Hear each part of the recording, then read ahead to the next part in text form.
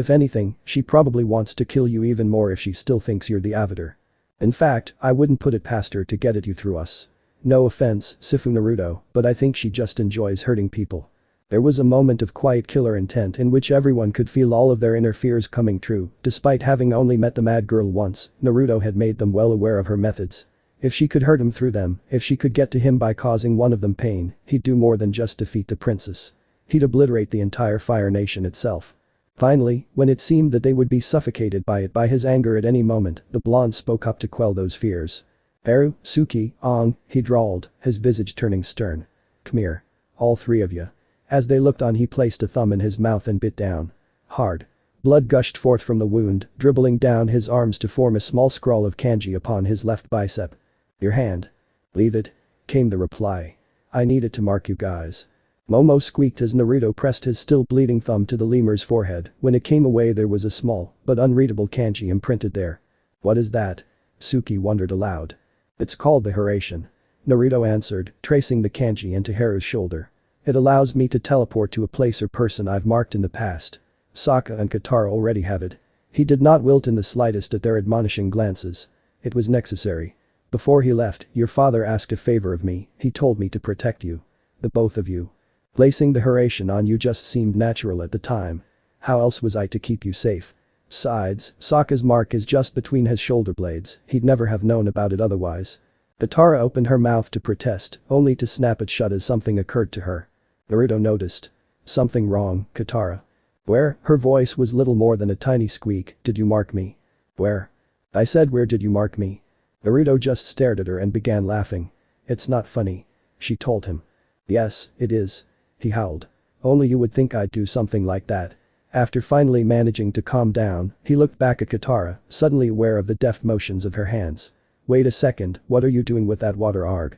He barely had time to finish with that sentence before water spewed up and out of her pouch, sending him flying off Appa and to his death miles below. Or, so everyone thought. 7 seconds passed after he toppled over the edge. 7 seconds of agonizing silence. Still, no one made any effort to retrieve the fallen blonde. Suki began to fret. She knew Naruto's body was near immortal, but even so, a fall into the ocean from this height might well spell his doom. The last thing she wanted was for her precious teacher, the boy whom she'd begun to feel for, fall to his doom so early in their journey. Fearing what she would find, the Kyoshi warrior peered over the edge. All she saw was a few Naruto-sized impressions in the clouds below, a sure sign that it had been a fast and furious fall to the water below. What if he was hurt? What if? Ong was only a split second faster than her, springing to his feet, light as a breeze, ready to hurl himself out into oblivion after his friend. "We have to go get him." "Relax, Arrowhead," Sokka soothed. "Sifu's fine." Suki was inclined to agree. But shouldn't we do something?" "Nah," the warrior went back to sharpening his boomerang. "Give him a few seconds." "Are you sure?" "He's right." Katara seconded, leaning back in the saddle, her brief burst of anger gone, little more than a memory. If something like that could have killed Sifu, he wouldn't be here now. "Why does everyone call him that?" the young Avatar asked. "He's not your teacher, is he?" "Not anymore, no, but he did teach me a few things about bending when I was little." Katara replied. "You'd be amazed what he could do with water. I learned a few moves from him back then, too." Sokka performed a perfunctory swing with his club for added emphasis. "Naruto's a decent guy outside of battle, but when it comes to anything involving actual combat, or worse, training, he's a slave driver." "Right, Katara." Both brother and sister shuddered at some unspeakable memory. "I'm so glad he doesn't make me run laps around the South Pole anymore. Or make me waterbend for 2 days straight." Katara added with a small shiver of her own. Eru and Suki exchanged nervous glances. And then there was the one time. "Sokka. Stop." Katara cried. "We are not, under any circumstance, mentioning that to anyone, ever again." The rest of Team Avatar silently sweat dropped. "Well, promise to teach me the shinobi arts." Suki smiled nervously. "I don't think he's that excessive. The Sedrabutlater Wantrakim." Scarce had she spoken than Naruto reappeared, his words and body roaring past the men into the sky, his abrupt ascent showering everyone with droplets at his passing. He did not look nor sound pleased at all. Suki couldn't tell whether he was wet from Katara's water or if it had anything to do with short dip in the ocean just now. Regardless, he was quite the sight, soaring through the clouds like some wayward angel, streaked in otherworldly luminance. Wait a minute. Was Naruto actually glowing? He was. Bathed in saffron light from head to toe, he was the picture of godhood. Those eerie red orbs held her, captivated her, drew her in. "I want." Her cheeks burst into furious flame seconds later as she realized what she just thought. Ah. Down, girl. Down. The Kaiashi warrior ruthlessly shook her head, desperately seeking inner peace and clarity as her teacher alighted beside her, effortlessly gliding down from the heavens to steal a place at her side. That golden glow on those eerie markings still shone from his body. Up close he looked downright intimidating within the cloak. She could see she wasn't the only one thunderstruck by the blonde's newfound appearance. Katara's mouth hung agape as well. Clearly the waterbender was just as baffled by this transformation. Honestly, he never ceased to amaze her. Watch those wandering eyes, girls. Naruto admonished, grinning. Wouldn't want to get the wrong idea. Suki was fairly certain her face was flaming, even behind. Well, Katara stuttered, recovering herself. I'm glad you're alright. Naruto's language could have melted the iron hull off a Fire Nation vessel.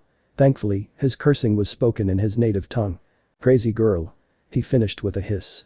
I know I taught you to be ready at a moment's notice, but that was ridiculous. It's your own fault for teasing me, the brunette chided lightly. If you just told me where you'd put the seal instead of laughing, I wouldn't have overreacted. Naruto opened his mouth to reply and promptly snapped it shut. True, she did have a point, but hey, it had been so long since he'd laughed like that. Katara didn't exactly need to know about it, did she? Yet. So instead of arguing, he forced himself to relent and grin beneath her glare. Won't happen again. Looks aside, there was just something about righteous female fury that made even him wary of her when she was like this. Apparently, Sokka did not fear the female fury. He nearly fell off the saddle himself in laughter. Never would have thought he'd be afraid of Katara. What was that, Sokka? Nothing. Get back over here. Naruto said, ignoring the bickering siblings and biting his thumb for a second time. I still need to mark you. Reluctantly the young bender did as he was told, trying his utmost not to flinch in dismay when he saw that bloody digit. But why your blood? The boy asked squeamishly as the shinobi traced a symbol onto his left bicep. Is that really necessary? Naruto sighed, air drying himself with a jutsu before falling back to Appa's back. It seems clouds are made out of water after all. But, first, let's answer your question. Yes, it is necessary. Ink might wash off. My blood won't, not if I don't want it to. It'll never wash off.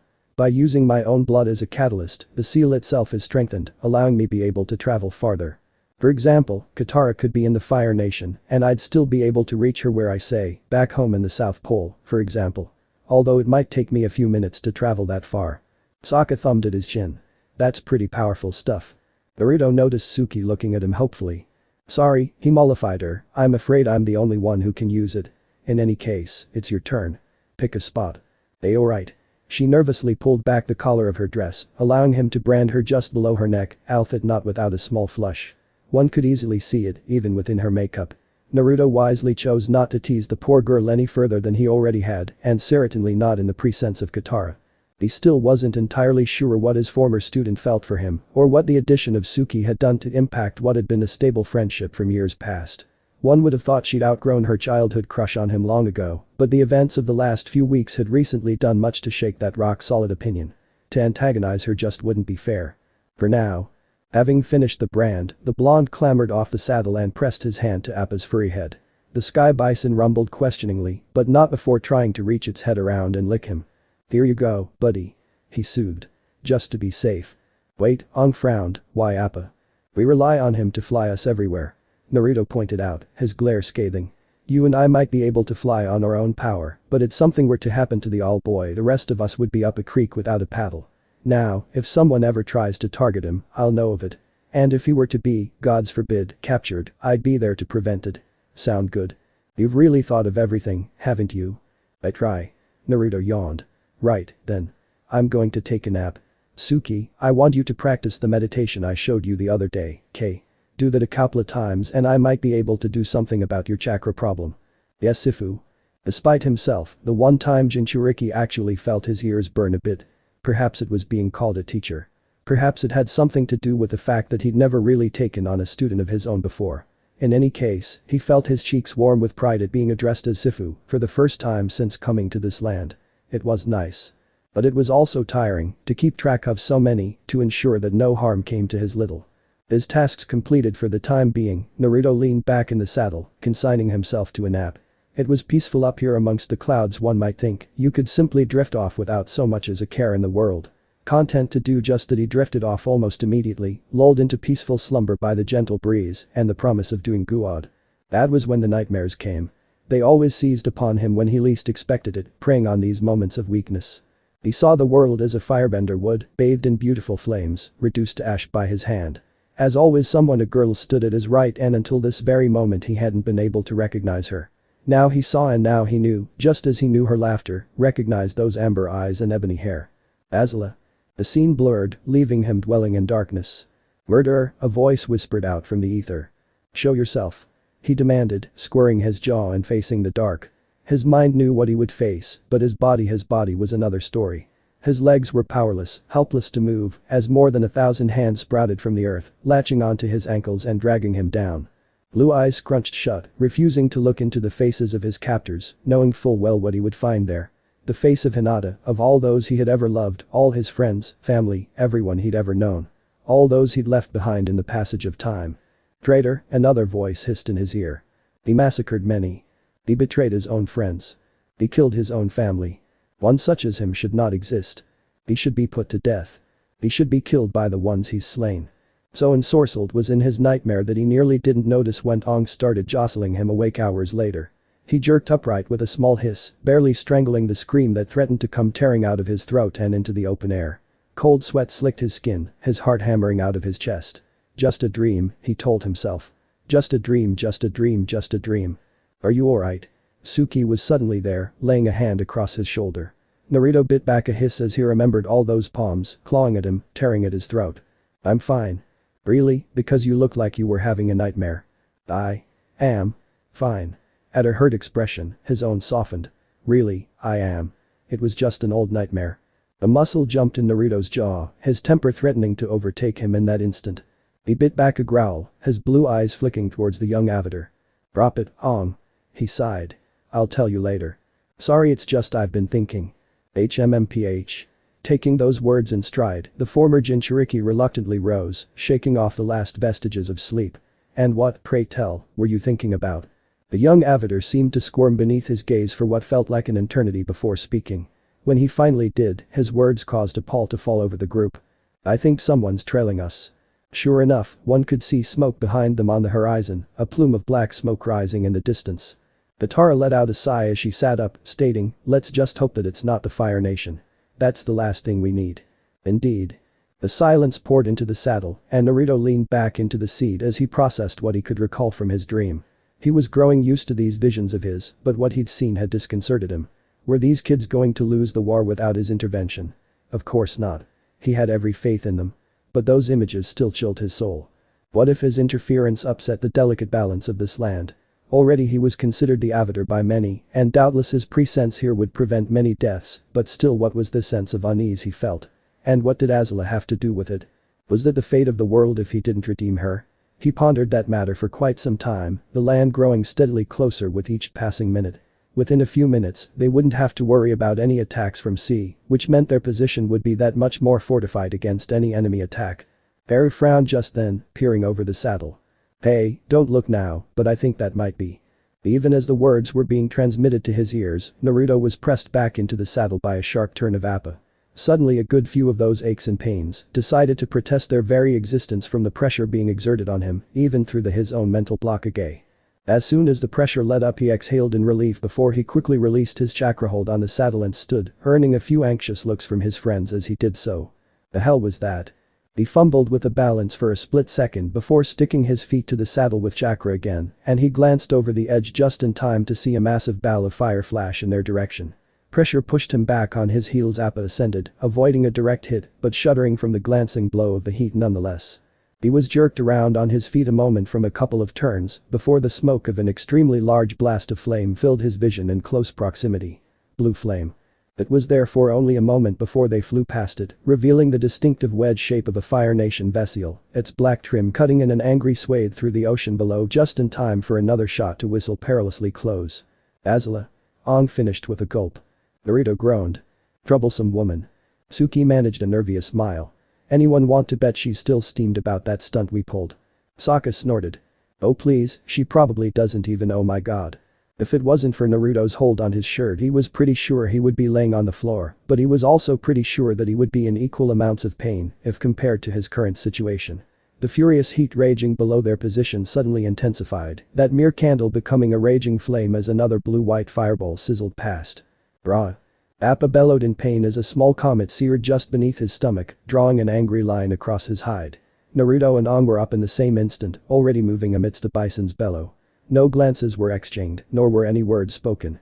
They already knew that their furry friend would do his best to ferry the rest of the gang to safety. It could not be said who leaped first, only that each avatar flung himself over the edge, that both hurtled towards the ship, one borne by his glider, the other by his chakra alone. "You don't have to help me, you know," Naruto shouted over the wind as they hurtled toward the flagship.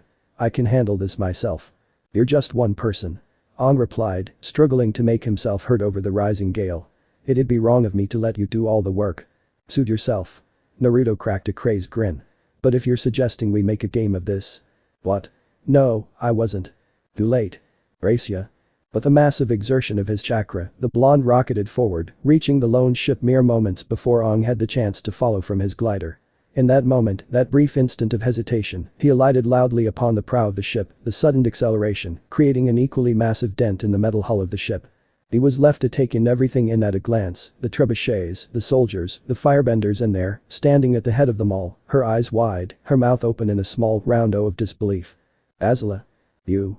Every single soldier, bender or otherwise, scurried away at the sound of her voice. Azula might look compassed, with not so much as a single hair out of place, but were one to look deeper, they could easily see what had long since lurked beneath, the beginnings of madness, unearthed by this sudden shift in power. And in his experience, madmen, or madwomen in this case, were the most dangerous of all. They did not conform to any one strategy or doctrine. Naruto grinned, snuffing her flung fireball out between his fists. "So what brings you to these waters, princess? I hear the cod are quite nice this time of year." "You know damn well why I'm here, fool." Her words rose with each syllable, pitching ever higher. "I've been banished. And it's all your fault. Because you showed me mercy that day." It wasn't long until she was all but shrieking at him, cursing his very existence from the darkest depths of her soul.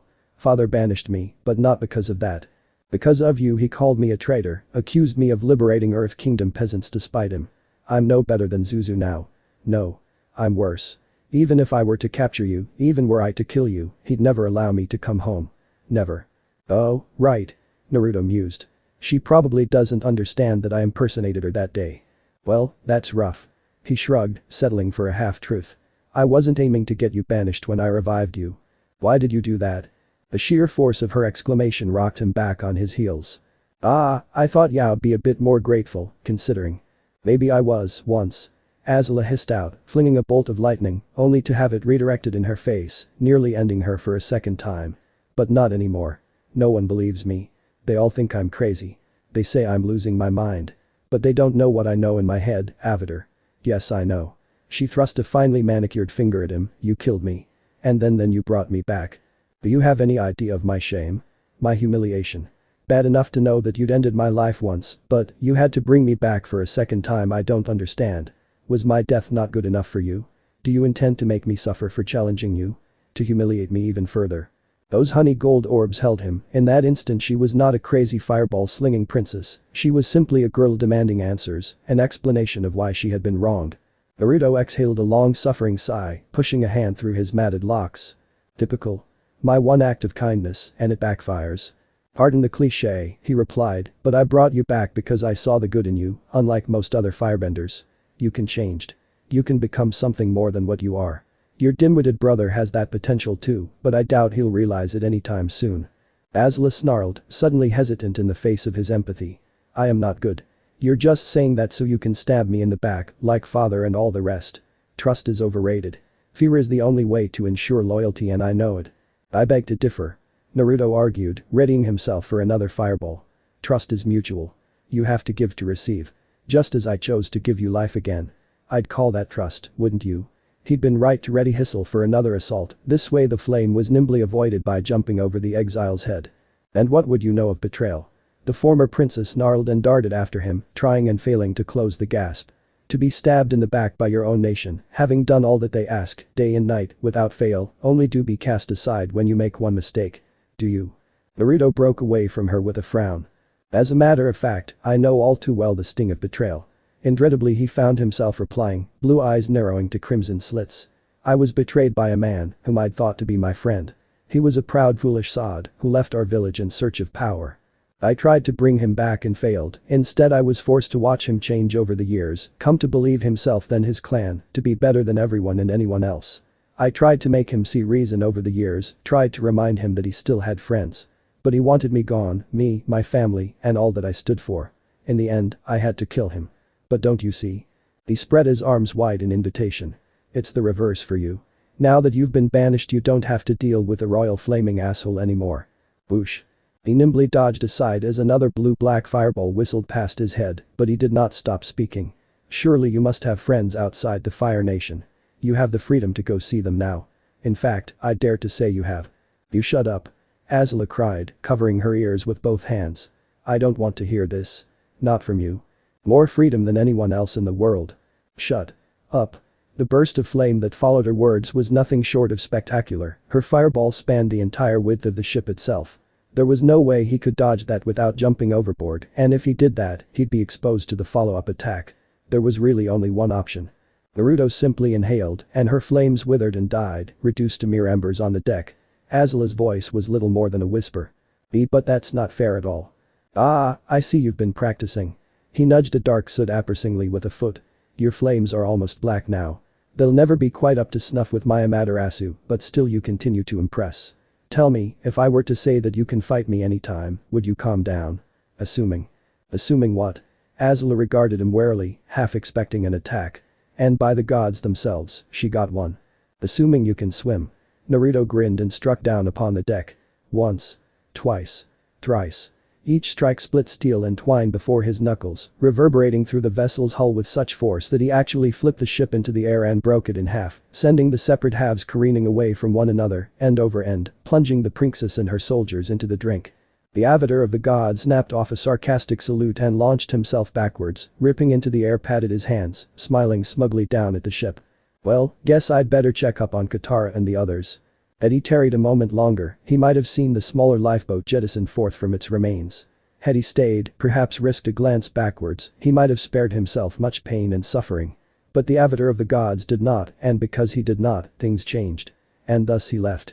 Azula trailing in his wake. Now, I'm sure you're wondering, why the pep talk? Why spare her life twice? At the time, I'd already wrested so much away from her, at the time, I simply couldn't bear the thought of taking her life again as well. I'll have to talk to Ong about that. Kid's far too soft-hearted for his own good. If he has any say in it, he probably won't even kill the Fire Lord. Somebody needs to toughen the boy up. Might as well be me. Ah, but I'm getting off track. Why spare Azula? Why let her live and risk her causing chaos again and again, time after time? Looking back, the answer's pretty obvious to me. Guess I just have a thing for tragic souls. But when it happened, well, that changed a few things. Well, looks like I missed a few things. Naruto felt ash fill his throat as he descended to the ground as he beheld the destruction sprawled out before them. A bitter taste had swelled up upon his tongue, and not just because from the soot at their feet. It was the knowledge that the Fire Nation would commit such horrendous acts simply because they could. Some of them might be redeemable. Some, but not all.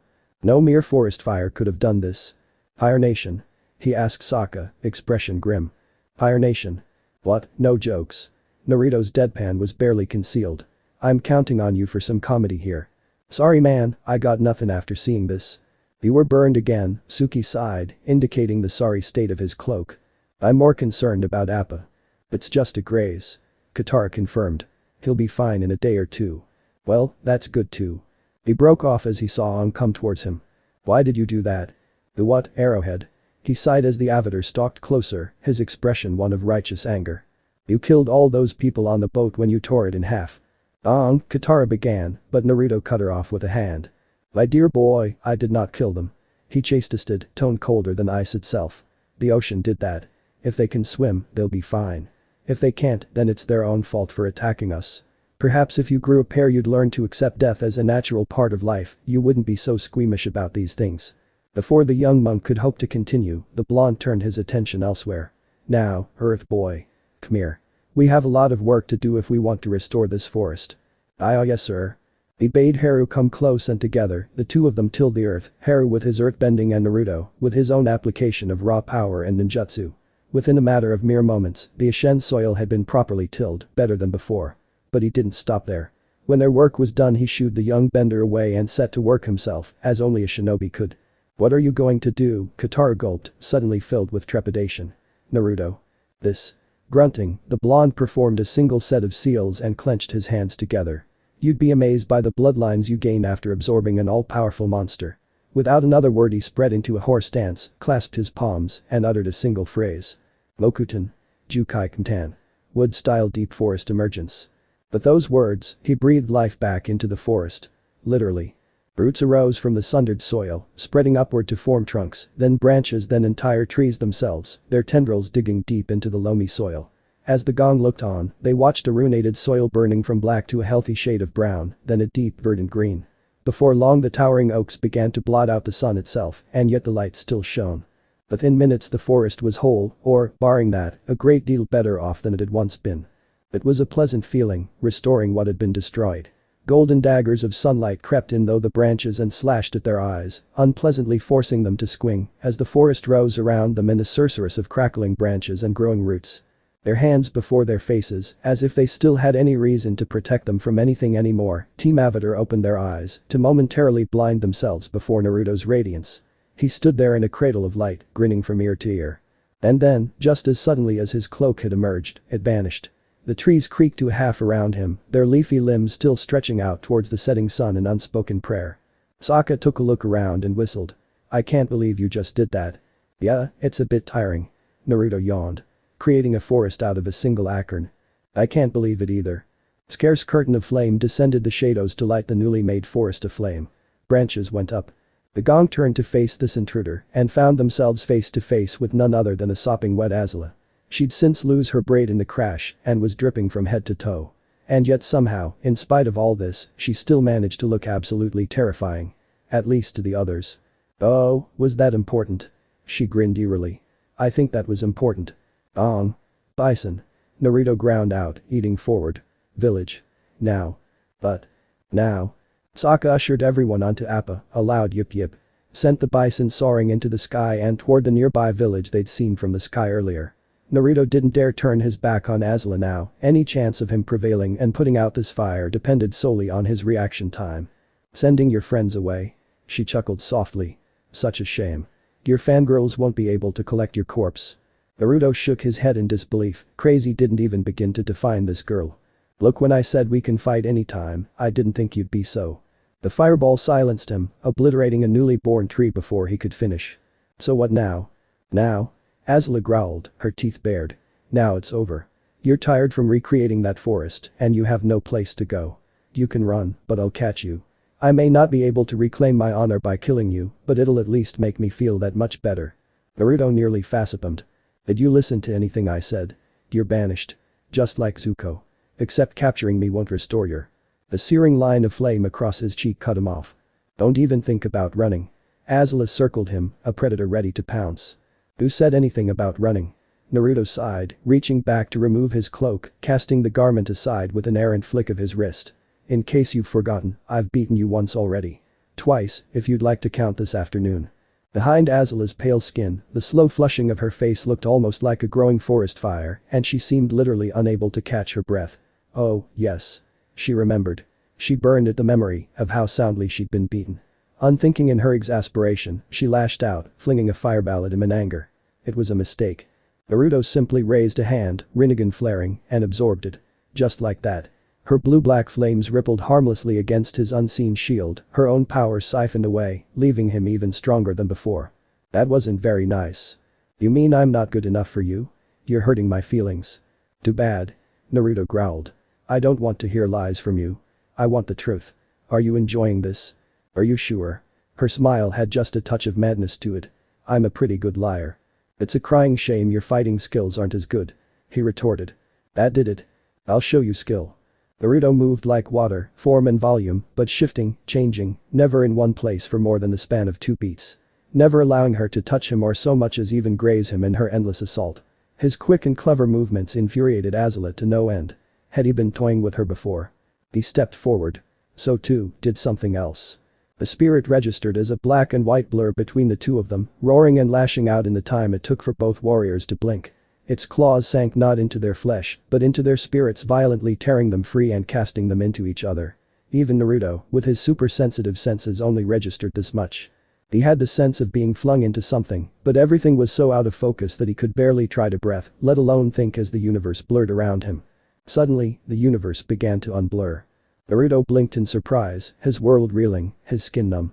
One moment he had been fighting Azula, and the next this.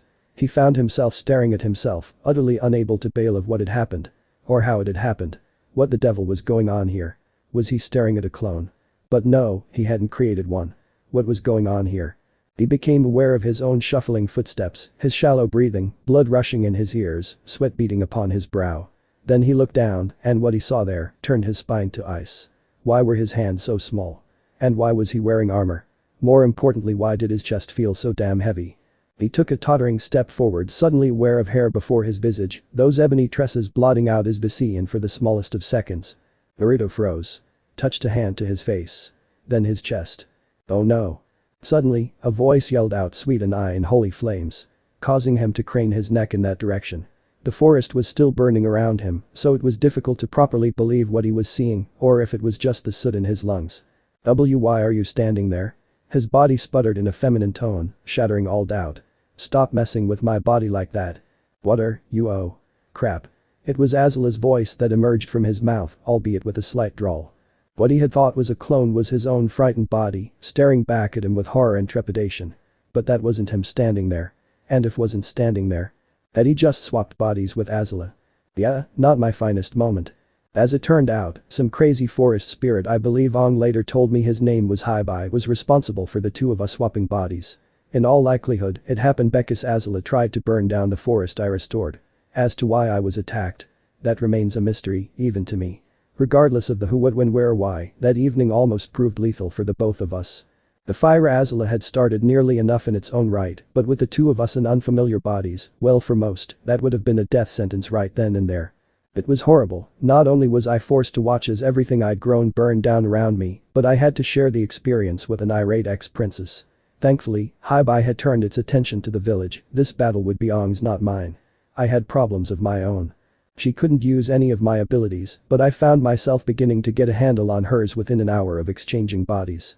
Hey, when you spend a lifetime observing the finest benders in the Fire Nation long before Sozin's little stunt, mind you pick up a thing or two. There was one more perk to being trapped in her body, however. Stop at this instant. Naruto in Azula's body paused in what he was doing, shirt poised just over his midsection, exposing the pale flesh of her stomach for all the moonlight to see. This hesitation was only momentary, however, and with a flick of the wrist, sent the soaked garment flying to join the rest in the pile. All the armor and trappings she had worn had been cast aside onto the riverbank, her boots and gloves removed, leaving the shinobi-turned-firebender clad only in a pair of battered breeches and mere moments before, the tattered remains of a shirt torn by brambles and briars. I'm sorry, was that important? He grinned, golden eyes flashing in the night as he hooked his thumbs in the broken waistband of her pants. In that case, you won't mind if I. Stop. It's your fault we're both sopping wet to begin with. Naruto pointed out at last, slinging her technically now his wet clothes over a nearby branch. We had to dive into the lake to get away from the flames, remember that. Just be thankful it didn't spread any further. He risked a pointed glance to the charred remnants of the forest, a forest he'd only just restored. Which reminds me. No. Azula grabbed for him, but she was still unaccustomed to this new tall, bulky body. She overreached in her attempt to stop Naruto's treacherous stripping, and in doing so, found the pants flung in her face. Her balance efficiently sundered, the former princess was sent tumbling backward to land face-first in the drink. Naruto's lilting laughter, the laughter of her body, the scoundrel. Echoed. After her, mocking the once proud bender for her tiny and feeble attempt to stop him. Azula growled, ripped the leathers off her face, and pushed her body back into off the shallows, propping herself up on her hands and knees. I swear when I catch you. Not much to catch here, darling. Azula froze as she caught sight of Naruto again. And promptly started spluttering. You what? Now he stood before her clad only in her undergarments, adding insult to injury, he'd even struck a pose. Were it not for that black lace bra and underwear, well, Azula didn't want to complete that thought. And then, just when she was certain matters could not prove any worse, that the fates themselves could no mock her any more than they already had. They did. Wow, these girls are a lot bigger than I'd thought they'd be, Azula. Naruto mused, fondling them between those her delicate hands. Nice body, too. And you're only what, 17? Gotta admit, whoa. His head dipped backwards abruptly. A heartbeat later Azula crashed into the ground, her arms closing around nothingness as the shinobi cartwheeled away with an almost effortless ease. In that instant, he almost reminded her of Ty Lee, the way he spun gracefully, deceptively delicate, then darted back towards her with sudden, straightforward power. "You've been keeping in shape, I see." He trilled pleasantly, mocking with her own voice. "I had to admit, I was a little worried about swapping bodies for a bit there, but I think this is a nice trade, don't you? I may not have any chakra to work with, but I'm nimble as ever. And you hahaha. Nice try." This time, she managed to get a handful of his hair before he escaped her large rough hands, snatching a few stray strands, before he lashed up and out with his heel and struck upward. At first, Azula didn't understand what he was doing. Yes, the blow would certainly sting a little, but why was he aiming so high? Pain. That was Azula's only thought as she crumpled to the ground. Stars, whole planets detonated before her vision, leaving her blinded to all else except the pain between her legs. Naruto chuckled mirthlessly and, before the pompous princess had a much-needed chance to recover, he threw her back into the water. "Fassa first." The once proud royal gasped as water flooded her nostrils, his body floundering helplessly in the drink for a heart-stopping instant of pure terror before finally she managed to get the arms back under her control. One thought dominated her mind. Vengeance. Swift and certain. "When I get out of this, I am going to kill him." Strong hands pushed up against the riverbed, levering her head up just enough to voice her complaint followed by a mouthful of water. Anger painted her every feature, her mouth was contorted in a rictus of white-hot fury, so intense that the water itself seemed to steam off her face. That was as much as her powers seemed to amounted to in this body. Steam. Naruto was waiting for her there on the bank when she finally clambered back to the bank, legs crossed and arms folded, looking every inch the lady in her body. Hell, he'd even managed to redress himself while she'd been busy trying not to drown, having taken her hair out of the bun content to run his finger through the dark tresses. "Did you enjoy your bath?" he asked mildly with her voice. "Oh, you have such soft hair." This was added with grin, "I'll have to consider growing mine out sometime." Azula growled. "Bath?" she hissed, low and fierce. "Yes, I believe that's what I said." Naruto's golden eyes glittered back at her. "Then how about I give you one?" Enraged, both by her impromptu soak and what the avatar was putting her through, Azula tried to fling a fireball at him. All that emerged was a harmless puff of feeble smoke, not even the tiniest ember would obey her. Naruto looked at her for a long moment, full lips twitching in bemusment's grand gaze. Then he frowned, and his voice became like death, the same death she doled out to more than a few servants in her childhood for failing to please her. He rose from the long in one smooth movement, his now golden eyes regarding her coolly. More than one guard had been on the receiving end of that awful glare, and although it was still her face, Azula felt herself quail a bit when she looked into those hazel eyes. Then Naruto's newfound visage hardened and she realized what he was about to say, the same thing she herself had often said to those she considered to be beneath her. "I believe someone needs a lesson in humility." He stepped forward and struck like a viper, sending her sprawling back into the water with a deceptively swift swing of his heel. That was all it took. Another swing swept her visage into the muck, eliciting an impromptu shriek of surprise from her new body. Azula choked out a desperate gasping breath, rose on those quivering hands and knees, only to find her head ruthlessly taken hold of and driven back under yet again, her nose pressed up the muck of the riverbed. Her body thrashed and floundered, but even in this form, even in her body, Naruto was simply too strong for her. The more she struggled, the more it hurt, her body refusing to respond with the awesome strength he had displayed this body had displayed during their previous clashes. It was frightening. What's going on here? Growing ever more frantic, losing oxygen with each passing second, Azula tried to call upon her bending, only to remember once more that this body lacked any sort of kai. Without it, she was as helpless as a newborn and twice as fragile. Powerless. Her strength meant nothing to her in this body. Somehow, that thought terrified her even more, weakness was her greatest fear. Without her bending, without her agility, without any of was she, nothing. Her mind worked frantically, scrabbling for a solution, anything at all, but in her panic, she couldn't get her arms around to grapple with him, and with his knees pinning her legs. Abruptly, Naruto stood up and pulled at the last minute, freeing her from a watery grave. Azula gasped and inhaled, sweet glorious air flooding her lungs, as Naruto held her head out of the water. His visage came back into focus as she blinked the pain away from her eyes, her own face staring down at her with chilling dispassion. "Are you quite done?" His tone was light, but she could hear the steel beneath, utterly uncaring that he'd nearly drowned her in his own body. "I'll do this as many times as I have, oof." His words ended in a startled grunt as Azula bucked, using her larger body to rear back and kick him in the face. Hard. To her surprise, Naruto made no move to dodge, even when the back of her boot slammed into his chin with all its might. There was a silence, the princess unable to believe she'd actually struck him, the shinobi startled to find he'd actually felt it. A trickle of blood trickled down from his mouth, trailing across a cheek and down his chin.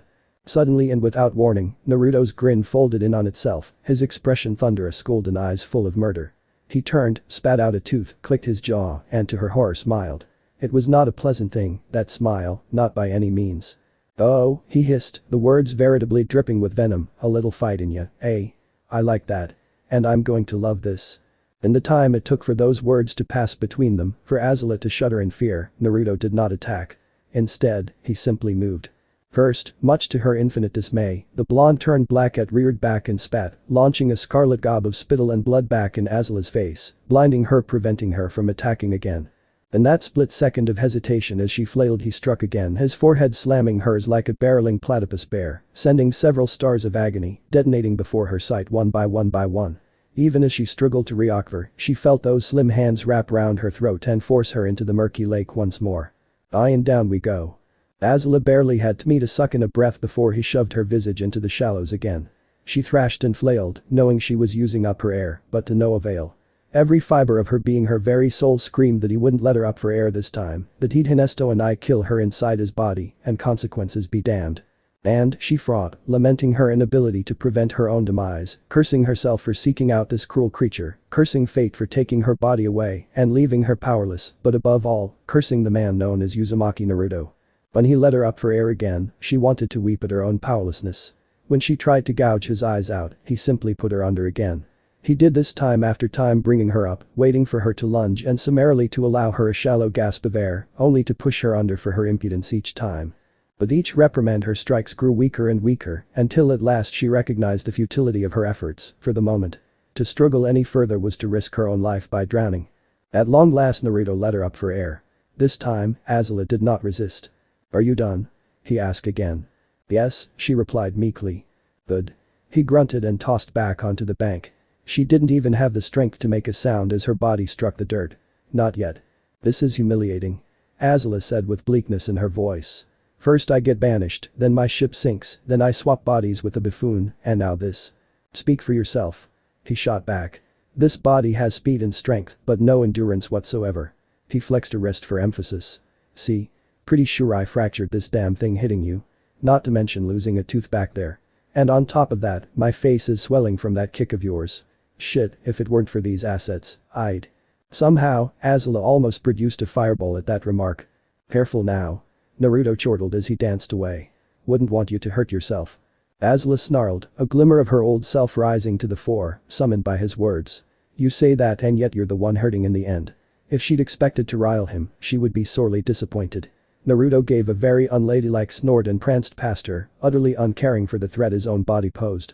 "Elise." The blackette snorted. "I know for a fact that my body is far more durable than that. You simply lack the will to control it, is all. Give it a day or two, it'll heal right up, you know." "Stop speaking that slang with my mouth." Before she could aim for Naruto, the nimble fighter was already onto her. The first uppercut made her lose her footing, her fist frantically hit nothing but void in the air around her. An elbow then came smashing directly against her face, further destabilizing her as she backed several steps away under the impact. Angered, she wiped away a trickle of blood that was flowing from the corner of her lips as she stared down at Naruto, holding his guard up but with an ironic grin that screamed invitation for more. And more she would give him. Rushing him with a shriek, Azula drew upon all her skill, all she knew of combat. Bending or not, he was just as disadvantaged as she was. If she could just get close. Naruto surprised her then. He stood his ground, features clenched tight in concentration, and thrust a fist outward. Azula didn't slow. There was no way he could bend in her body, just no way. The hairs on the back of her neck stood at sudden attention as the temperature spiked. No. She rolled aside just in time, a split second before a stream of blue fire enveloped where she'd been standing. She gazed at Naruto, baffled. At first he seemed just as surprised as she, but then that shock settled into steely resolve. "Finally," he hissed. "I've figured out how your body works." "What?" Azula never finished that sentence as Naruto struck again, punching the air even as she clambered to her feet. This time there was no thin flickering stream of fire. It was so much more. "That shouldn't be," she faltered, her charge stalling as a massive blast of blue fire erupted into existence, the fireball bearing down on her with ruthless intent. "Too fast. I won't make it in time." Azula threw herself aside, but too little late, she screamed as she rolled aside, the fires glancing her arm before she could to escape. And then it was past, the scorching heat roaring onward, detonating harmlessly in the lake. But you how? Azula spluttered, clutching at her arm. Naruto snickered wordlessly, grinning as he twirled a tongue of blue fire in his palm. How are you firebending? I've had an entire lifetime to study you firebenders, did you really think I wouldn't figure it out once I gained access to Kai? His grin inexplicably grew. Now, how did Iroh create lightning? Something about separating the Kai and allowing to flow through you, hey? He laughed, replicating the movements. My fingers are sparking. I think I've almost got it. Would you stop it, you're going to fry us. Easy. The deafening crackle ended her complaint as a stream of black lightning erupted from Naruto's fingertips and scorched a crater between them.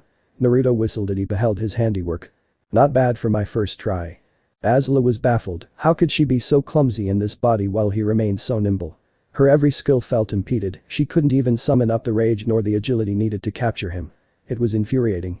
As if something were actively blocking her. Impeding her every movement. Almost as if. Right you are, Naruto replied sagely, as though he'd somehow read her very mind. I've had someone try to take my body once before, it wasn't entirely pleasant. Yes sir, when you're as paranoid as I am you learn to place a few limiters on yourself. They were set to trigger in case my spirit ever left my body against its will. All you've access to now is an awkward, uncoordinated shell. Hell, you probably can't even use my chakra. I, on the other hand, find no such block in this body of yours. I'm curious to learn what it's capable of, but I'm kinda focused on this nice body right now. Not to mention the tattoo I gave you earlier. Azula paled. Tattoo? That's a secret. Naruto cupped her breast for emphasis. Stop touching them or by an eye, I will burn you to ashes. There was a silence. His lips curled into a smile as he watched her seethe. Wouldn't you just be burning your own body? Arg. 5 minutes of failed attempts later on her part and they were right back where they started, she lay flopped on the bank, only this her right arm his arm was screaming in pain, badly burned at the shoulder. Naruto didn't even bother to help her, though it was technically his body that had been scorched. What are you waiting for? Azula cried out, clutching her wound. Help me. You brought this upon yourself. His visage remained stern. I may play the prankster, but that doesn't mean I can't be serious. He rose from his crouch and started toward her at a gait. I've fought worse villains the like of which you'll never know, some I converted, forced them to see the error of their ways. Others well, I'm sure you can guess. He stood over her now, contemplating her in his body. It would be so easy to finish what I started with you now, don't you think? With this body of yours I could wreak all kinds of havoc. He reached down, cupping her whiskered chin in hand. So, the question remains, what the devil should I do with you now? Decisions. So. What'll it be? Bite me? Oh, no. He feigned horror. Is that your best? Ha. Although you should be careful. Ha. Azula gulped as he moved to straddle her, a look then that sent small shivers shooting down her spine, and not necessarily bad ones. I'm not above screwing myself, Azula. That sent her face or was it Naruto's? Gah. Burning brighter than Sozin's comet. How could he be so brazen like that? Did you think I was serious? He snickered, pulling away. But fun and games aside, this is a good chance for the two of us to talk. Why on earth would I speak to you, Avatar? The blast of fire scorched the earth mere millimeters from her head. That's why. Naruto lowered his hand, smiling serenely. Azula weighed her options. With this body in such a sorry state, she really had no way of counteracting her own bending and way. If she resisted, she was done for. If she stayed her tongue however, she might be able to discover more information on the Avatar and thereby a way to take him down. It galled her to yield like this, but she truly had no choice. Fine. But girl. Naruto patted his forehead with a benign palm, but there was a distant misty glint in those eyes as his fingers grazed over her forehead. I'll be frank with you, princess. It was never my intention to have you banished as you were. Believe what you will, but trust me when I say I know what you're going through. He chuckled bitterly. It's ironic, isn't it? We both know what it's like to lose everything and be left with nothing. That expression on her face was suddenly dour. Almost somber, even. I've had to watch as my friend's family, even the land I once dwelled upon, were taken from me, devoured by the progress of time and mankind. Likewise you've had everything taken from you, not by time, but by your royal prick of a father. You don't know anything about me. Azula hissed. And my father is a great man. The great flaming asshole is what he is. Naruto snapped back. I bet he's never once told you he loves you. Her pained expression however slight must have given it away, for he smirked. Didn't think so. And, as to your earlier statement, I know more than you think, girl. You're an open book to me. For starters, you have an inferiority complex because of Ozai, you fear rejection, so you see to control others with fear and intimidation as your sword and shield, never allowing any close enough to care. His fingers brushed her forehead again, and this time Azula could feel him probing within her mind. Was he regaining his strength? Did his power derive from the body, instead of the spirit? If that was the case, she was in dire straits indeed. She bristled as his mind brushed her once again, helpless to do anything but quiver. Socially awkward, too. It seems Mai and Tylee are the closest thing to actual friends. Wonder how they feel about you being banished. Azula froze at the mention of her friends in question, a cold hand of fear gripping her heart. The things Naruto might do to them. Stop it. But the Avatar did not stop.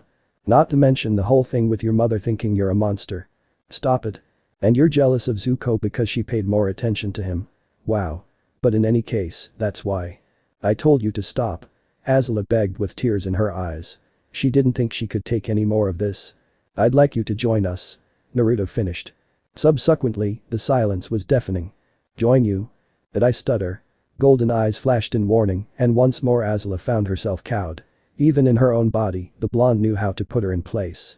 Not just as a firebender, but as a person, I think you would be a fine addition to the team. Besides, for all our disagreements, we're more alike than you'd care to admit. You're not pure evil. Just misunderstood.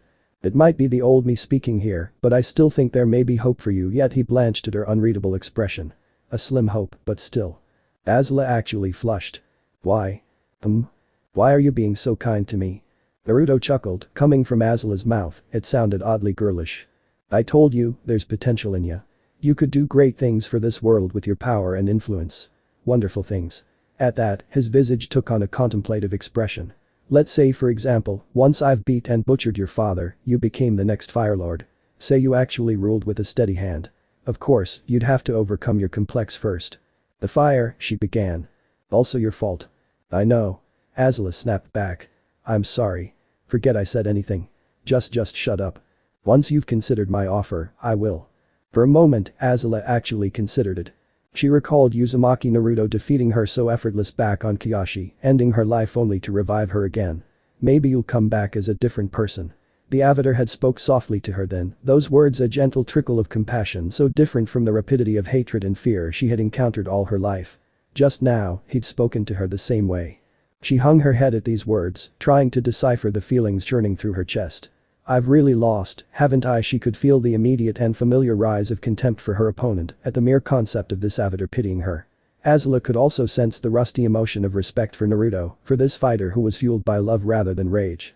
And, almost completely eclipsed by these two other emotions, Azula could feel the longing for a companion, for someone to talk to, for someone to help her off the ground when she's down. Where's the happiness in that? Perhaps for someone to love her, even when she fails. Like hell. The sudden realization that she was even considering herself weak brought a wave of rage to her mind, with the ferocity of a great and dark tempest. Despite her opponent's mercy towards him, Naruto looking down in her eyes, pleading for him to stop, the anger won over Azula, and she yanked her arm out of the Avatar's gentle grip. Don't you funk with me, you bastard. She roared, swarming up against him with her good arm, her fingers finding his throat. You took everything from me. I'll never work with you. I'd sooner see you dead. Is that so? For a genuine moment, the Avatar actually seemed sad. Well then, if you insist on being uncooperative, I suppose I'll have to eliminate you for good this time. It took everything she had not to scream as he ignited his foremost finger and pushed it to her forehead, the heat of that lone fingertip sizzling into her flesh. Odd. Why were his fingers glow? Ding. Naruto cringed as the world between him and Azula blurred once more, boundaries his vision doing a 180.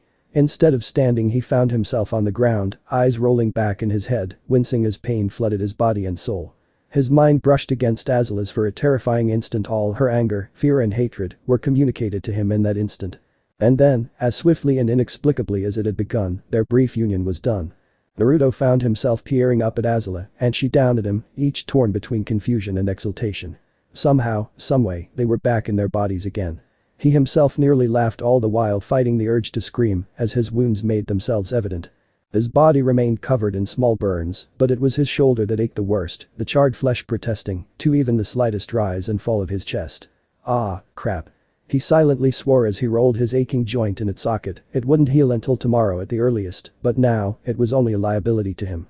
He could feel it healing but much too slowly. Well. Naruto coughed up at her. Looks like the tables have turned. Indeed they have.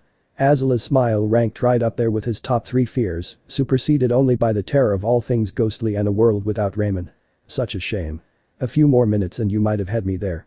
Despite himself, Naruto feigned a smile at those words. In his present state, she might actually be able to capture him or worse, end him right here and now. But his hand was still on her throat, something a veteran like Azula should have noticed. And yet she hadn't. It would be so easy just to snap her neck and be done with it. As such, it came as a complete surprise when she jerked her head around and bit him. Bit him. Naruto blinked in surprise, recoiled from the unexpected move. Don't worry, Azula purred, I'm not going to kill you. First, I'm going to make you suffer. Starting with those hussies you hold so dear. Naruto snorted. Those hussies could kick your ass 7 ways to Sunday. His gaze suddenly hardened. And, on the off chance you did harm them I'd kill you. I don't take kindly to those who threaten my precious people, you too well. I won't hurt you unless you make it necessary. She tilted her head to the side in question. Will it be necessary? Probably. Before she could level a retort of her own the blonde levered himself upward on his good arm and spun with his feet, striking not at Azula, but at everything around her. The blast was nothing short of spectacular, currents of wind chakra erupting from his legs, windmilling forcing Azula to take a step backwards as a current of wind chakra propelling him bodily backwards towards the lake. Even as he flew he righted himself, pouring chakra into the soles of his boots, gaining traction where there was none to be found. There was distance between them now, and distance was all he needed. Thank Kami he'd mastered one-handed seals all those years ago. I never thought I'd be more grateful to Haku. Besides. I can't die here. Something strange happened then. His charred shoulder, the one he was certain he'd never regain full functionality with, began to heal. It rapidly mended before his eyes, burned flesh stitched itself back together in an instant, all the burns his body had accumulated disappearing in the blink of an eye. Both blonde and Blackette blinked, baffled by this turnaround. Huh. Naruto flexed his newly healed limb. Looks like my regeneration isn't ready to quit on me just yet, after all. Which means. Azula blanched. Can't we talk about this? No. Naruto's golden aura leapt back to life, his cloak larger and more intense than ever. The rapidly darkening skies lit up with the unearthly light, this golden radiance trembling at the return of the Avatar. An Avatar of the gods. The next thing Azula knew, she was flying back, her face now adorned by something best described as a dent in her cheeks. The next thing she knew, she was knocked upwards. A blinking gold light was growing larger at the end of his vision. The next, she was knocked back down. And the next thing Azula knew, for quite some time after that, was pain. Did you hear something? Hear what? Suki perked up, her attention drawn not by Katara's voice, by the sound of a thunderclap in the distance. Naruto had been gone for several hours now and in that time, much had occurred. The village they had taken refuge in had been attacked by a spirit, Sokka and Haru had been kidnapped by said spirit, forcing Aang to go after them, only to vanish into the forest, never to return. The sky had grown horribly dark since then, and although morning was fast approaching, no sign of the sun could be seen. Spirits, where were they? Hear what? That. The waterbender turned her gaze toward the skies as thunder roared through the heavens. Suki flinched as a dull rumble rippled through the earth, evidently Naruto's battle with Azula had resumed in earnest or worse, for them to feel the effects of their battle even from here was truly a feat of wonder. Momo cringed, whimpering as lightning split the sky. Appa covered his head with a paw. Katara sympathized. The fear she felt was not just for herself, but for that of Naruto as well, if not Morrison. She knew he was capable of world-shattering feats, and yet if this continued. I hope he's alright. Azula reeled from yet another impossibly strong blow. She's lost count.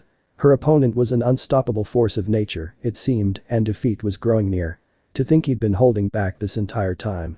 But no longer she realized, as another blow dropped her into the earth, only for a second to launch her into the skies moments later. The third sent her body caroming off the soil, once again mercifully putting her body out of range from the deadly and almost unseen strikes. Yes, she was back in her body, for all the good it had done her. Naruto was dominating her, proving his superiority once more. Kami, to think she almost missed having him and her Krista Kami Outsurong. Why are you standing there? Naruto called down to her, striding down upon the air itself. Aren't you going to fight back? Azula scrambled away, putting some distance between herself and this impossible fighter. Yushi stared at Naruto's defiant figure, almost unable to believe what she'd been put through because of this one simple avatar, this mere man. I will not stand for this. Dude bad. Naruto's voice whispered in her ear when had he gotten behind her. Causing the princess to start in surprise. You don't get a say, not anymore. Akram. Her face kissed the soil that had bruised with enough force to make her bounce. Before she could recover, Naruto was there, trapping her in a prison of earth, binding her arms and legs before could even think to fling both at him and escape. Congratulations, you're my prisoner at the moment. Now, I'm going to present you with one of two choices. He said slowly.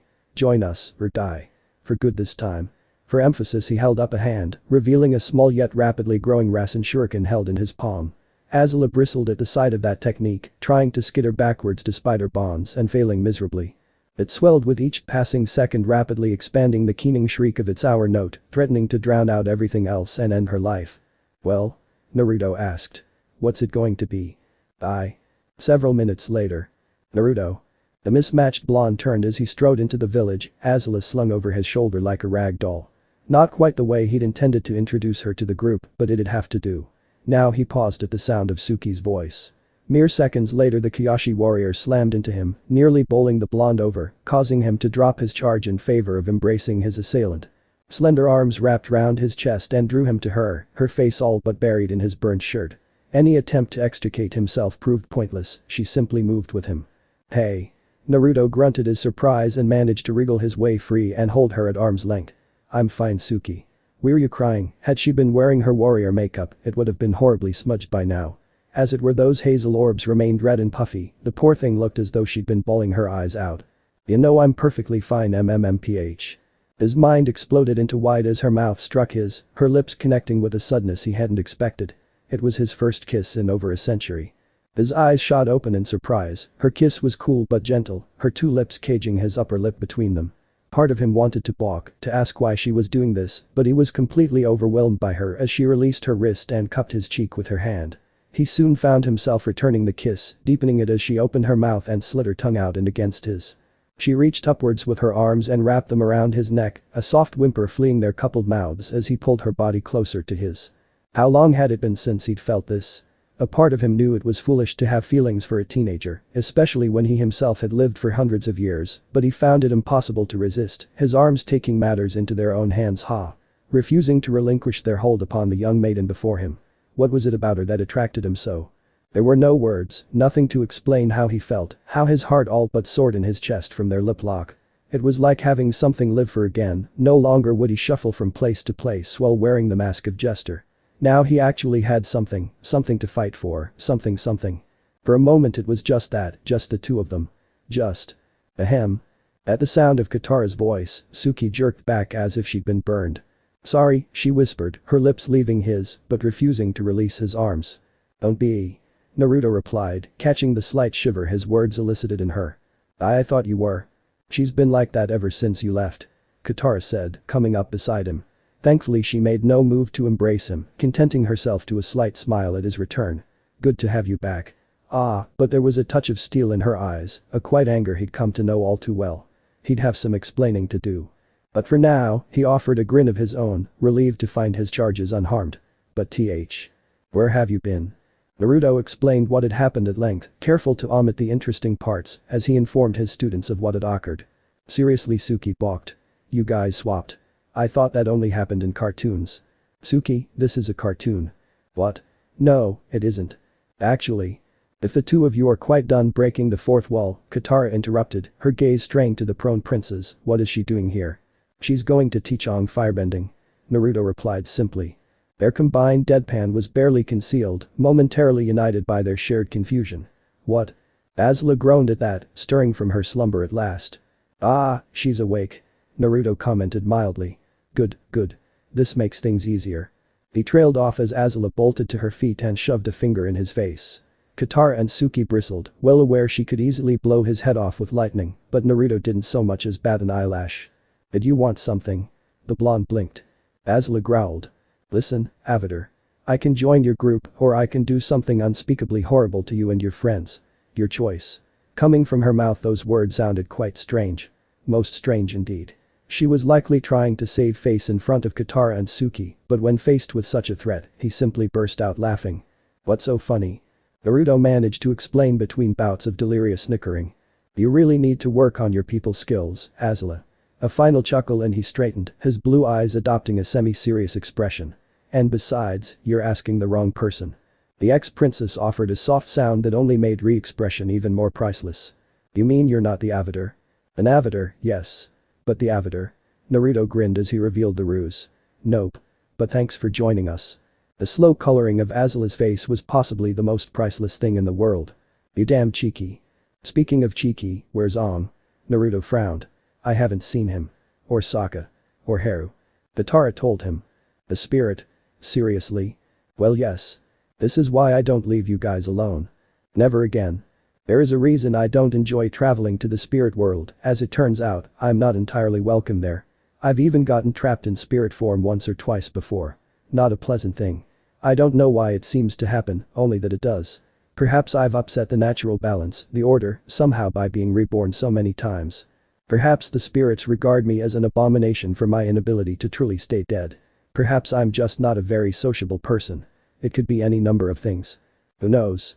Anyway, I managed to get the boys back in record time, too. And Aang managed to calm Haibai down.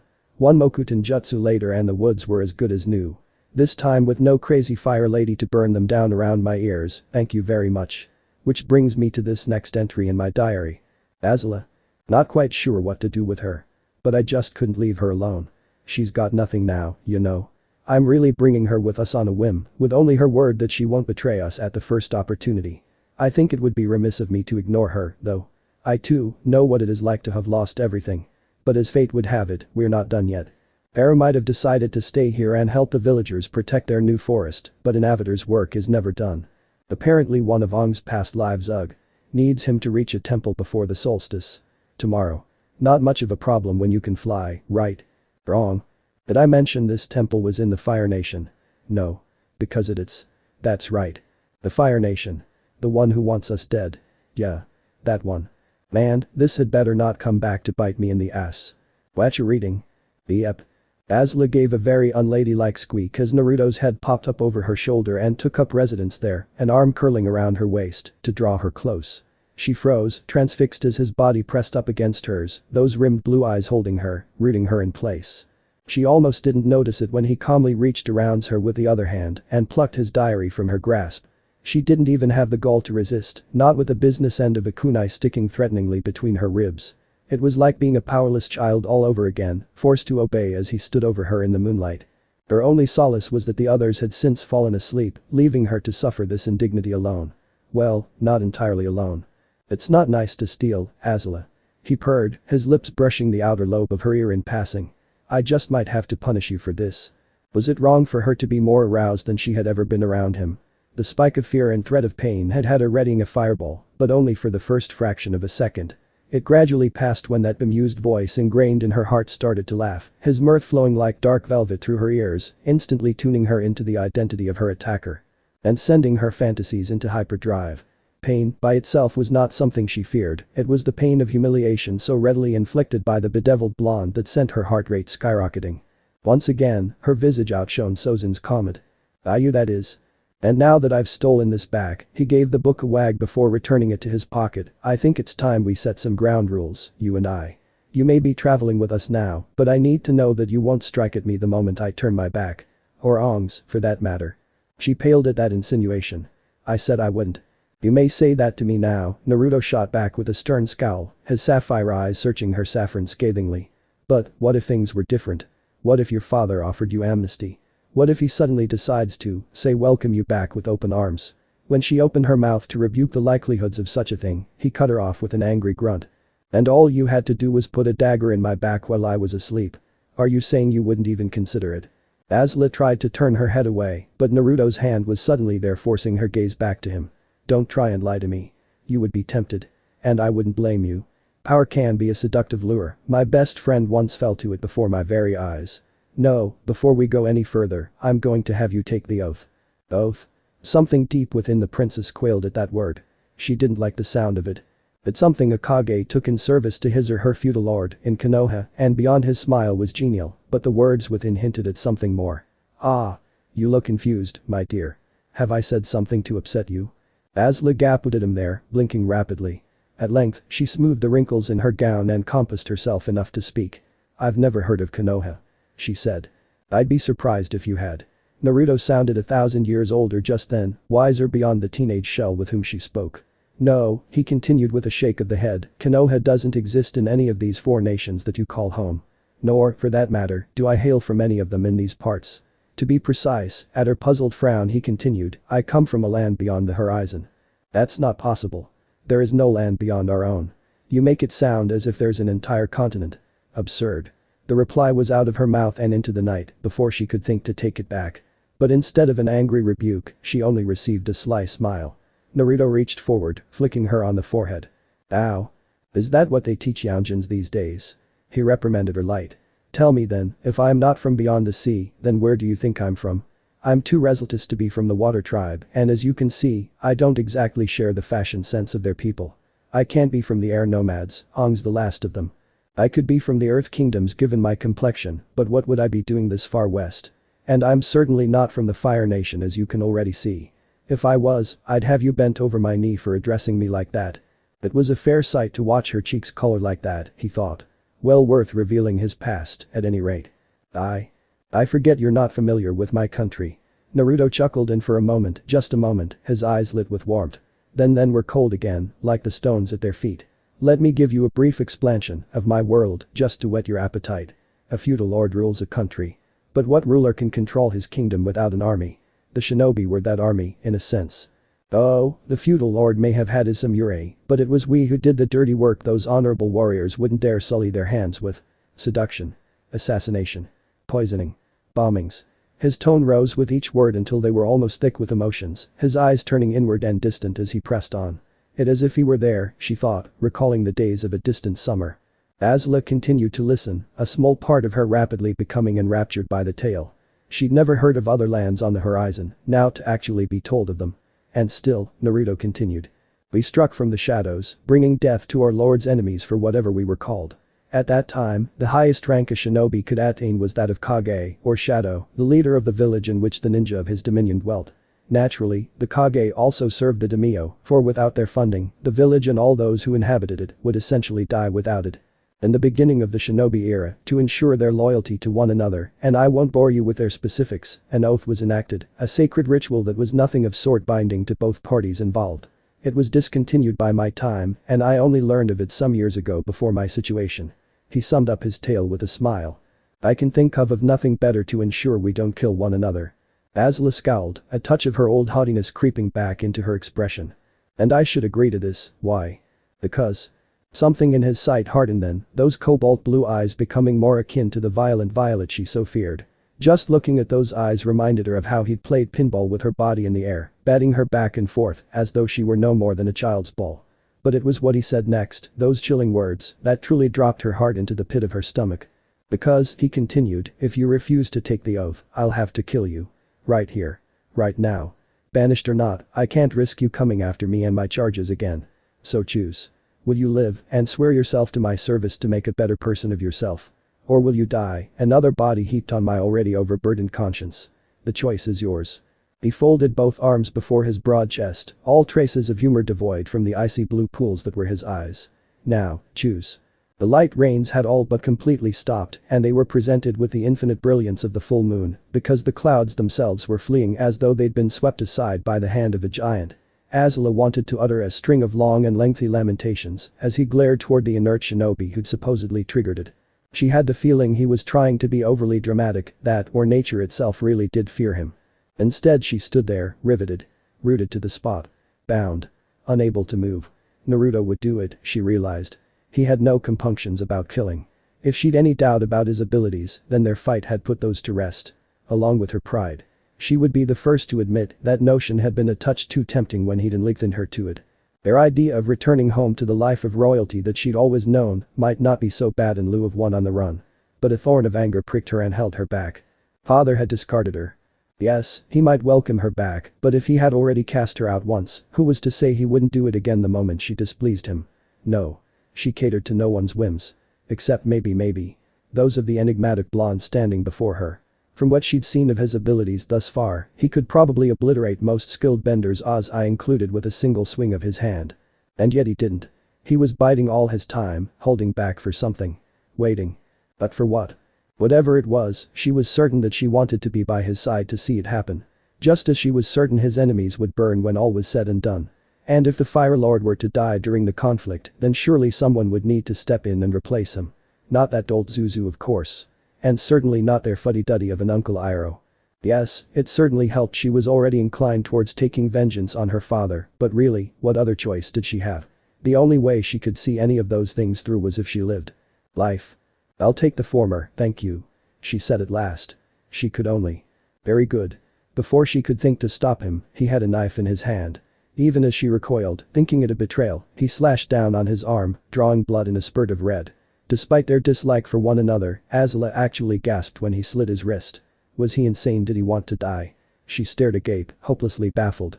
And yet he seemed so at ease, calm and unperturbed, despite the fact his lifeblood was essentially draining away right before their very eyes. Stop balking.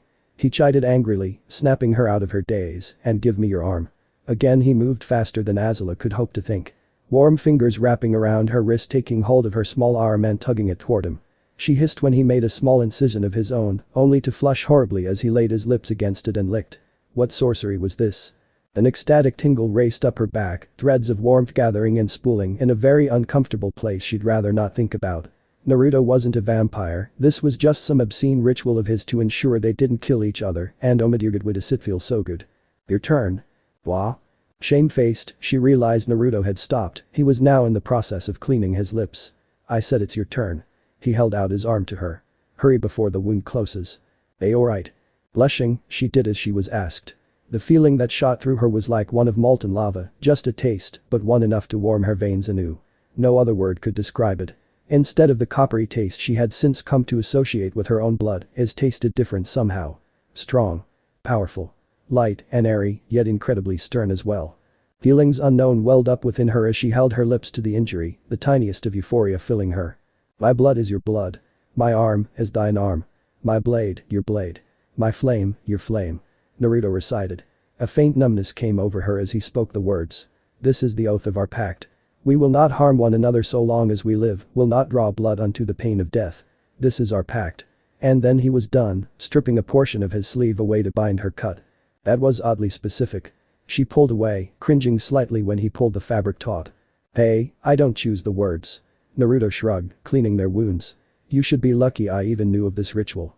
If I didn't, I would have dumped your body in a ditch the moment we switched back. The way he said it so nonchalantly was enough to send fingers of ice brushing down her spine. She had the distinct feeling she didn't know anything about this young man that he didn't want her to know, and to be honest, that frightened her. Terribly so. And yet in the same vein it also attracted her. Uzumaki Naruto. Such a conundrum. And now that we've finished that, he leaned in, smirking. Her heart quickened. I can. You can't, she gasped, breathless. I can finally tell you about the tattoo I gave you. Just like that he leaned away, smirking at having gotten her so hot and bothered. Tattoo? Yup. Enjoy. Azula paled, whipping around as the blonde vanished in a swirl of leaves. All that was left was a mirror. Dreading what she might find, the ex-princess picked it up and tilted it, lifting the hem of her gown as she did so, determined to see what he had row. That was when she finally caught sight of Naruto's tattoo he'd left during his stay in her body. There, on her left ass cheek, carved by fire, a word. Juicy. I will burn you. Ah, she's just so easy to mess with. Ended up catching up on some sleep after that. Put a seal on my diary, just in case. It would have been problematic if she'd learned that I impersonated her before the oath. Really glad she didn't learn that. I've enough problems without little Miss Attitude trying to burn a hole in the seat of my pants.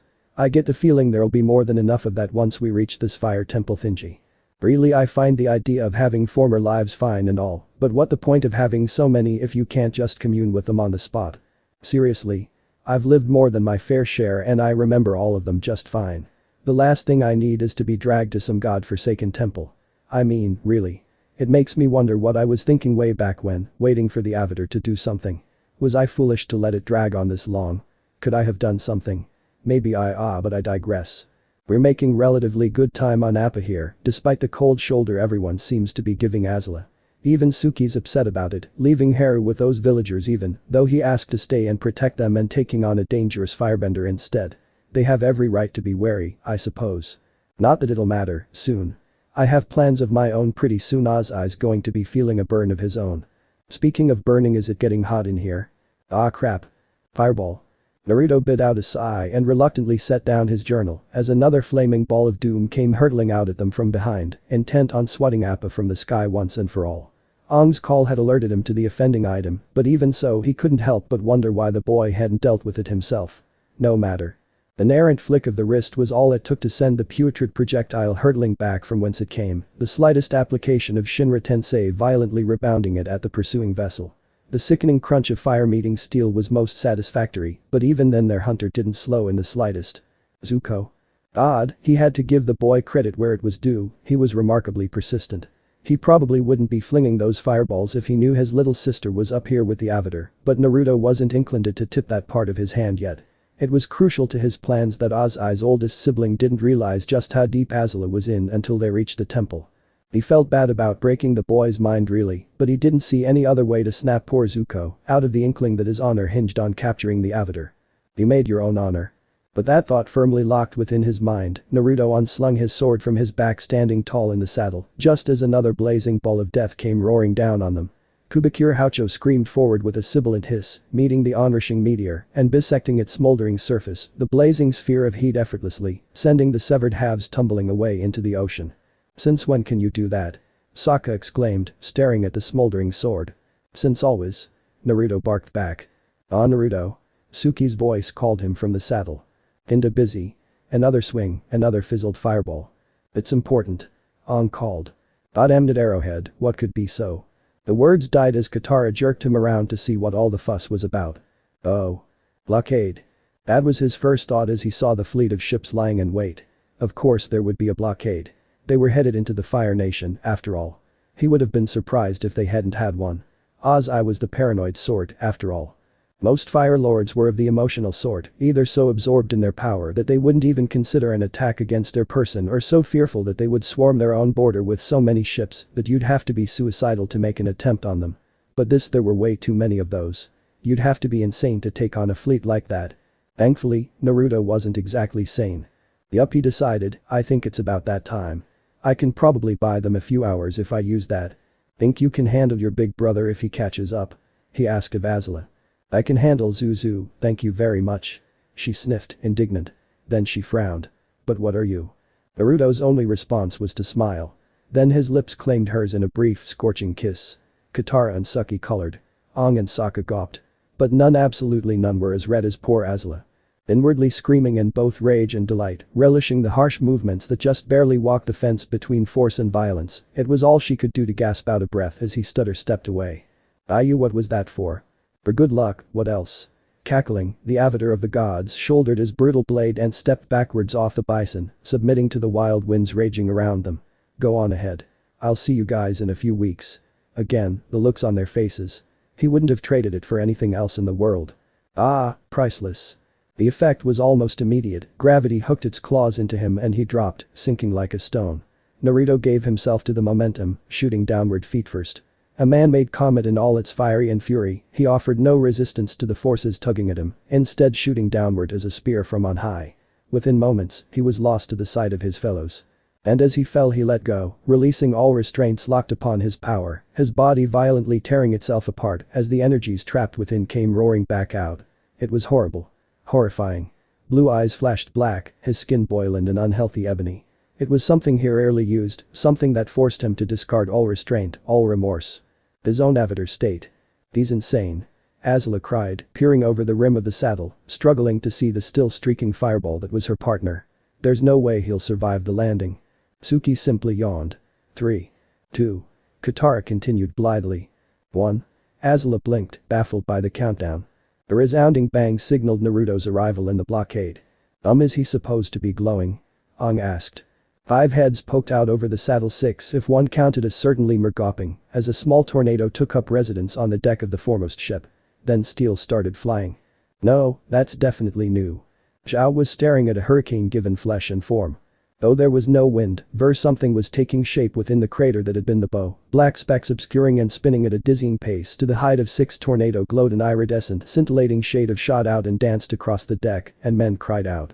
The commander all but froze, his smugly satisfied smile slowly slipping away from him and into the daylight as a strange and haunting tune began to fill the air, further perpetuating this strange phenomena. A voice like thunder in the heavens shook them to their very bones, rattled them to their souls. Madness is a funny thing. Taking shape through the tornado was a man, or something like a man. The figure flashed blue, spraying light in every direction, and not even Zhao was fast enough to cover his eyes. When he looked again, when he dared to open his eyes, a figure unlike any he had ever seen stood between him and the Kunoichi, cowering wide-eyed in the grass. The man's body appeared to be carved from glossy red and black marble, or shaped from liquid metal, save for the large cleaver-like blade cloth draped around his back. All you need. The man blinked rapidly, clambering away from the creature taking shape. 3 arms of glistening ebony extended outward on either side to make 6 in total, those rippling limbs glistening with untold power, untapped energies just waiting, begging to be unleashed upon the world once more. As a little push. Zhao swallowed once, one thought leaping to his mind as the creature stood woodenly. What is that? His clothes weren't so much clothes as skin, though he appeared to wear shoes and was sexless. His whole body was unrelieved black, and every contour was crisply defined. He was lean and every muscle was etched, from his shoulders to his V of a chest to his stomach to his legs. There was something wrong about his skin, though. At first, the man or demon or statue made of flesh had reflected light like burnished steel. Now only parts of him gleamed, the crescents of his biceps, the horizontal slashes of his abdominal muscles. The rest of him faded from glossy black to faded scarlet whenever the shadows touched his being. Its head beat no more than 5 degrees to the east, tilting almost in consideration for the maggot standing before it. Then it grinned. Time for a push, boys. Everything was suddenly a bloody blur, men and women were dying, fireballs were flying, and everything stood in complete chaos. And throughout it all, the god demon stood unharmed. It laughed and made a swiping motion with one of its many hands, unseen punches pummeling through the deck to pound soldiers into a pasty pulp. It swung about, crushing the blockade with invisible pushes, sending the ships plummeting to death in the waters, sinking to the briny abyss with their crew and all. He was death given form.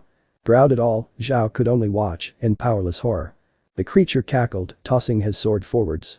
Zhao scrambled backwards like a drunken crab, barely avoiding decapitation at the hands of the massive cleaver, cringing as the spinning blade plowed after him. It sank into the steel less than an inch from his head, splitting the hull in twine. And then inexplicably he did the unthinkable. The eerie creature that Naruto had become suddenly faded, leaving him whole and human once more. He raised his hands. I surrender. What? The shout could be heard halfway around the world. Appa, now too far away to make his own roar of confusion heard, simply brayed in distress. For all the time that Naruto had bought them, they'd expected him to at the very least, rejoin them once they'd gotten past the blockade. Instead, they found him surrendering, with only his promise of seeing them again soon to comfort them. Azula wanted nothing more than to turn around and wring his neck for doing such a thing, but pressed for time as they were, they could only press onward. Still, everyone wondered. What the hell was Naruto thinking? Admiral Zhao could scarcely contain himself. He would be a legend for this day. He'd done it. Captured him. The Avatar. He'd been a touch worried when the boy had become that thing, but now it was over. He enjoyed every moment of slapping him in chains and tossing him into the brig, careful to shackle every part of his body. Wouldn't do for him to escape, after all. So here he is, he sneered, the words addressed to the prone form before him. Funny, I expected you to be older. Really? Much to his complete confusion, the young man actually sighed at those words, as though this entire ordeal were nothing more than a mere distraction on the road of life for him. I mean, really? That's it, huh? That's all you've got to say? I mean, I didn't expect much out of a thug like yourself, but damn. He shook his head, chuckling quietly, snickering in the face of the man's growing wrath. Why is it that the villain always has to have such cliched lines? Heaven forbid you'd have something, I don't know, interesting to say, considering you've got the pinnacle of godhood chained up in your basement. It doesn't matter who or what you say you are. Zhao sniffed. In his mind's eye, if this boy wasn't going to fear him, then there was no point in this fruitless intimidation. You are now my prisoner, the Fire Lord will be most pleased when I bring him the Avatar in chains. You would have been wiser to fight to the death rather than surrender. Re-eyed. Even here in Chain's grasp, this deadpan was barely concealed. So then you must be the asshole in charge of pursuing me and my friends, Zhao, right. Unbidden he smiled, and it was not a pleasant thing, that old smile of his. Many thanks. You gave me the chance I needed to slip away. So, I'm gonna be merciful. I won't break you like the others. I'll just kill you. Kill me? Zhao scoffed, though he did take a swift step backwards. You fool. You're bound and in chains. Even if you could escape I would never ye-erg. Those words trailed off into a girlish squeal as a boot unerringly roared out of the steel to plant itself between his legs. Even as the world reeled around him, a hand found his face and another, his neck. Then they began to twist, forcing the man's head at a hideously awkward angle. The last sound he heard was that of his own vertebrae snapping like so many twig, then nothingness. His last sight was that of this captive towering over him, boot pressing down. Crunch. Naruto stood over him, grinning like the devil himself. "You were saying something, shithead." Ban Zhao's corpse didn't respond, he snickered. "Oh no," he soothed. "Don't get up on my account.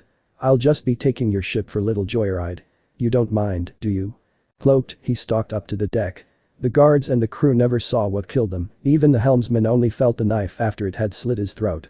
There was a reason he'd surrendered, after all. He needed at least one fully functional vessel to carry out his mission. A mission that began now. Smiling, Naruto took the wheel and gave it a hard turn. "Sorry kids," he cast a wanton gaze to the skies, gazing wantonly at Appa's retreating form. "You're going to be on your own for a little bit." Cracking his knuckles, he turned his attention to the helm. It pained him to leave his family behind, no matter how brief their separation might be, but preparations needed to be made. With Zhao firmly out of the way and whatever plans he'd made disrupted, he had every confidence that his disciples would be perfectly safe while he was gone. Zuko was no real threat to them. No, now he could begin the first phase of his plan, a plan to bring down the Fire Lord in the only way he knew how. Painfully. "I've got some work to do." So this part ends here. Alright, that's it for today's video guys. Let me know in the comments section how was the story, and also don't forget to like, share and subscribe. I will meet you in another video. Bye bye.